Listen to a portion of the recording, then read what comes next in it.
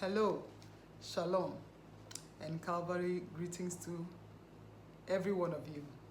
So I have a word of God for church ministers worldwide.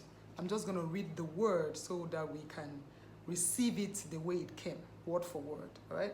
So I'm going to be reading from Luke 8 and in verse 18, and it says, "Those on the rocky soil are the people who, when they hear, receive and welcome the word with joy.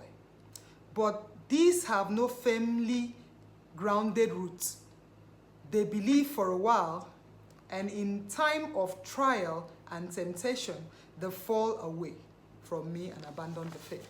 So God is saying to all ministers, church ministers worldwide, that we should teach more of the word to our congregation than preach. God is not saying you shouldn't preach. He's saying do more of teaching. For many are excited over the word for a while and thereafter forget all that was preached to them. That is why they cannot on their own stand on the evil day.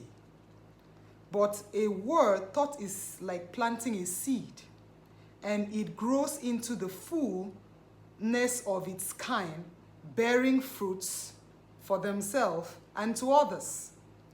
If you teach more of the word, they will themselves become bold teachers and evangelists of the word also to others. And he gave an example, which I'll summarize the example. He said, I don't know if you've seen someone return from church and then some other person, and now asks, "How was service today? How was church?" They say, "Oh, church was great." I say, "Okay, so please, what did the pastor preach?"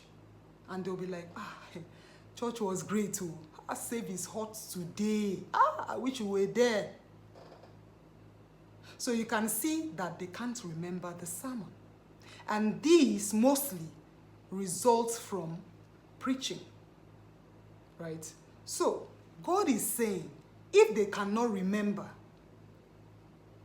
how then will they be able to do the word? How will they be the doers of the word? God says preaching is not bad, just as Jesus said unto the 70 that returned in Luke 10:19-20. He said, "Rejoice not that the devil was subject to you, but rejoice that your names are written in the book of life." Does not mean that the devil being subject to them was bad, right? So, but when you teach more of the word will be retained in their heart and in them more. And they will become also teachers